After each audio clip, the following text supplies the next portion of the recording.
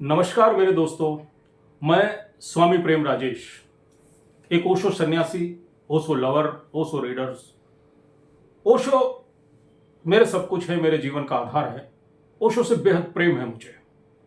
और जब ओशो से प्रेम है तो ओशो के लेवल के और भी जो बहुत से बुद्धत्व को उपलब्ध अपने भारत में संत हैं, जो ज्ञानी पुरुष हैं, उनसे भी मैं प्रेम करता हूं, उनका भी सम्मान करता हूं। उन्हीं आदरणीय, उन्हीं सम्माननीय व्यक्तियों में से एक हैं श्री श्री रविशंकर जी। बेहद सम्मान है उनके प्रति मेरे मन में। मेरे दोस्तों, आज सुबह मैंने उनका एक वीडियो देखा जिसमें वो कुछ व्याख्यान ओशो पे दे रहे थे। वो देख के मुझे अच्छा नहीं लगा।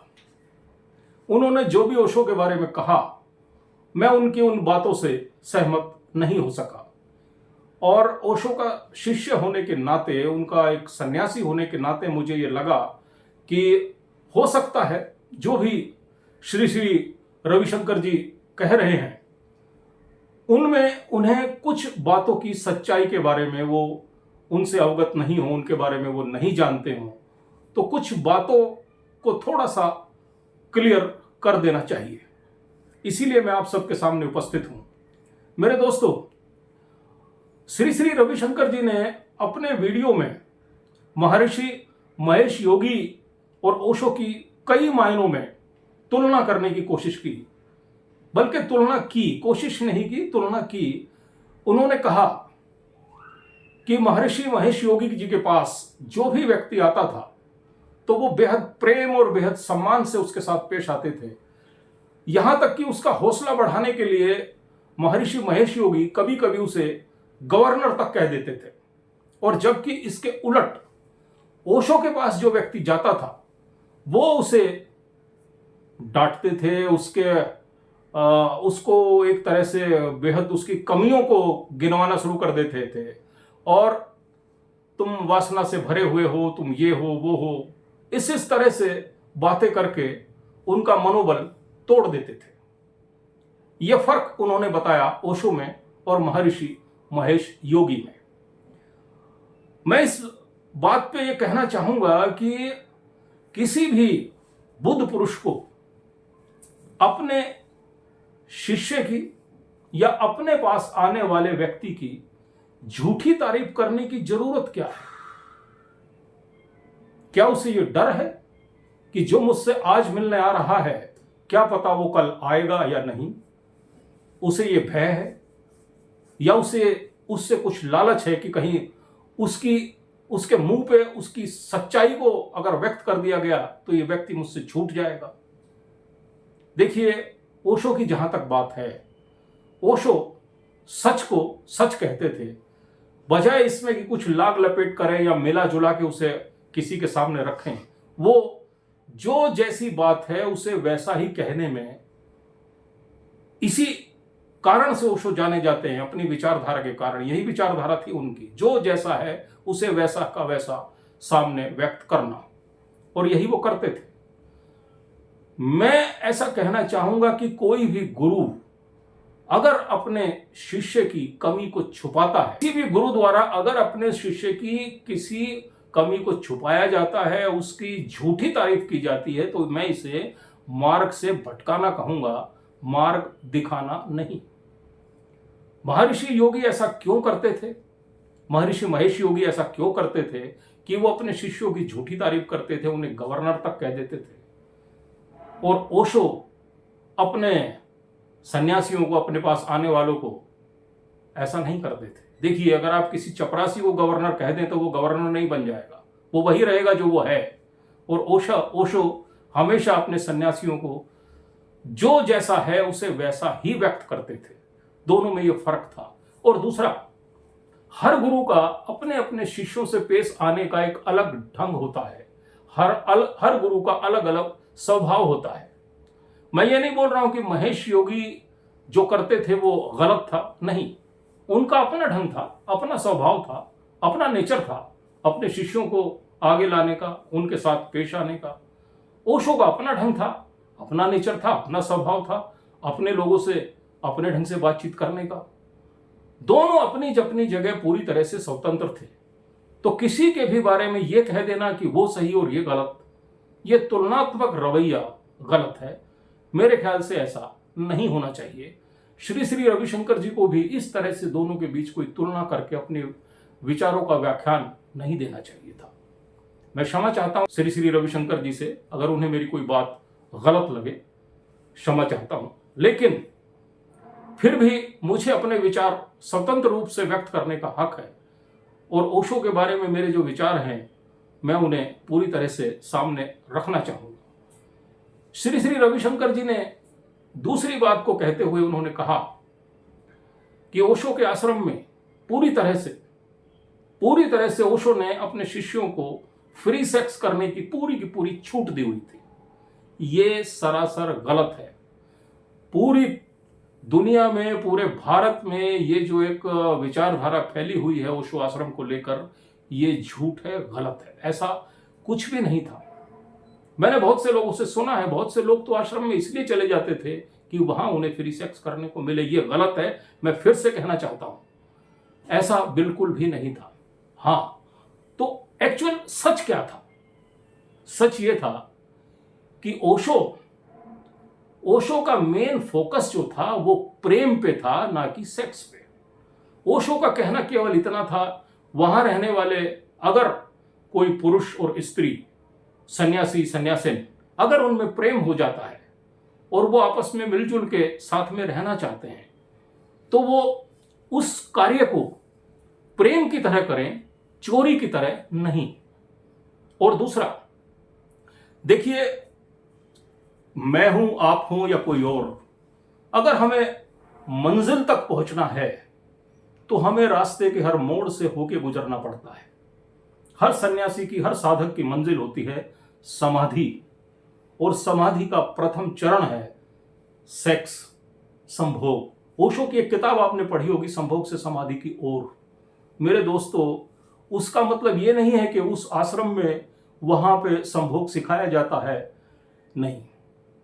संभोग जीवन का एक पहला चरण है जहां से मनुष्य या कोई भी पशु पक्षी पैदा होते हैं, जहां से हमारा जन्म होता है, वहां से हमारी यात्रा शुरू होती है। वो इस यात्रा का प्रथम चरण है और अंतिम चरण है समाधि। इस तरह से, और दूसरा, मनुष्य का स्वभाव होता है, जब तक वो किसी भी चीज को भोग नहीं ले तब तक वो उससे आगे नहीं बढ़ता, उसी में अटक के रह जाता है। ओशो का कहना था कि मानो मत, जानो। जानने के बाद ही तुम ये जान सकोगे कि जो हो रहा है उसमें कितना सत्य है, कहां अटकना है, कहां आगे बढ़ना है।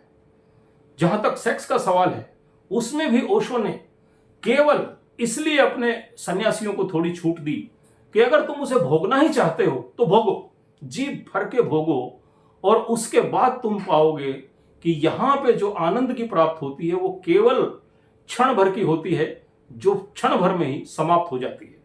अगर तुम्हें परमानेंट आनंद चाहिए तो तुम्हें वहां से आगे की ओर बढ़ना होगा, समाधि की ओर।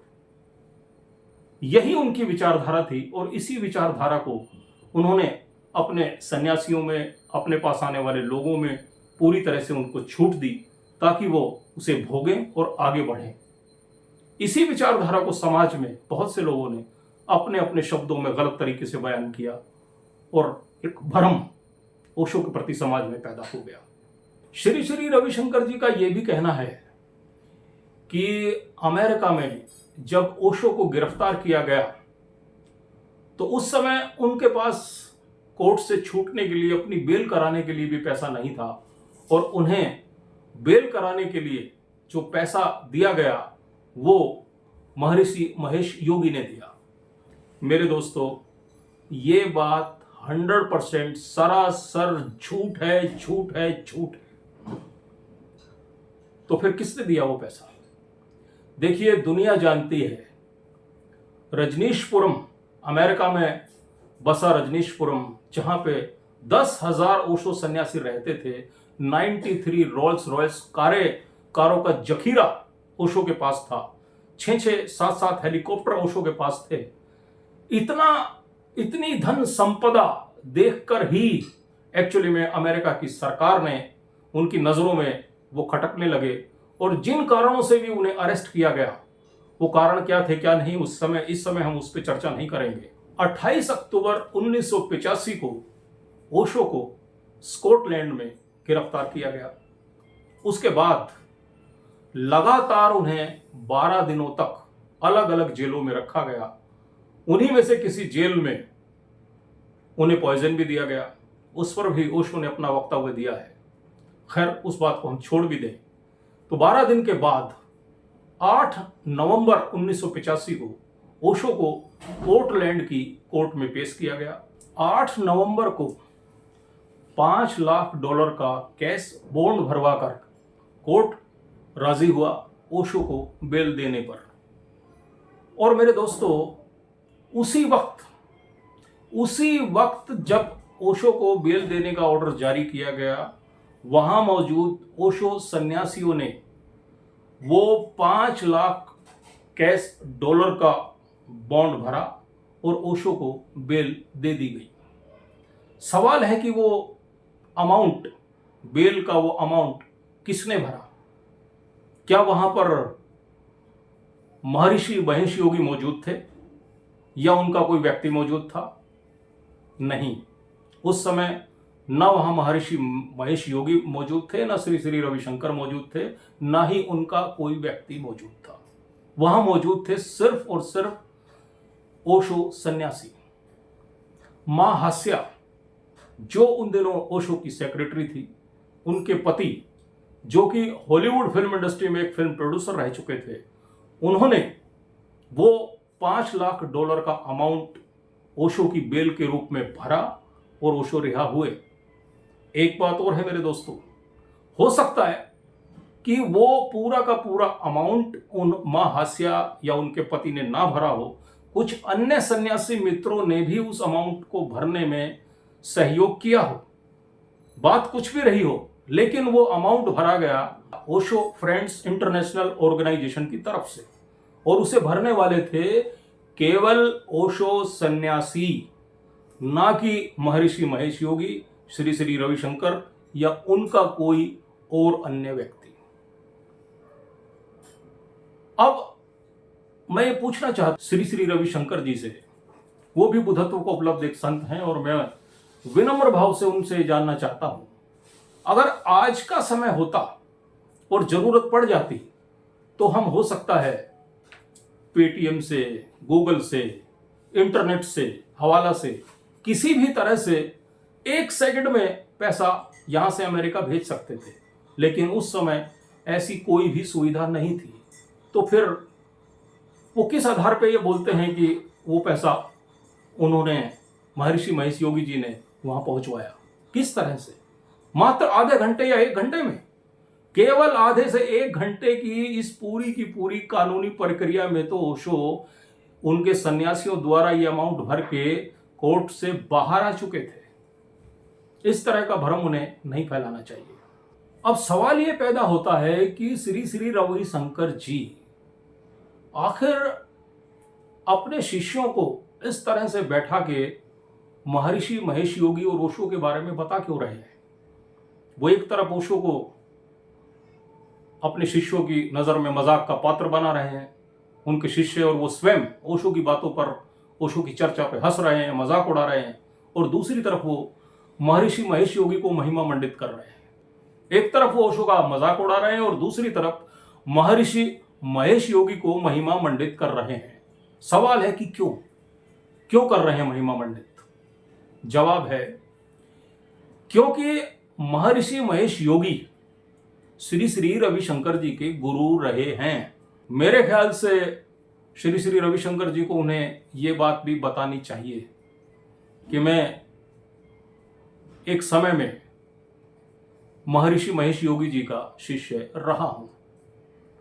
हर शिष्य का फर्ज रहता है अपने गुरु को महिमा मंडित करना, लेकिन अपने गुरु को महिमा मंडित करते हुए आप दूसरे किसी बुद्ध पुरुष का मजाक उड़ाएं, ये भी किसी बुद्ध पुरुष को शोभा नहीं देता। मेरी कोई भी बात श्री श्री रविशंकर या उन्हें सुनने वाले, पढ़ने वाले, चाहने वाले को अगर बुरी लगी हो तो मैं क्षमा चाहता हूं। धन्यवाद।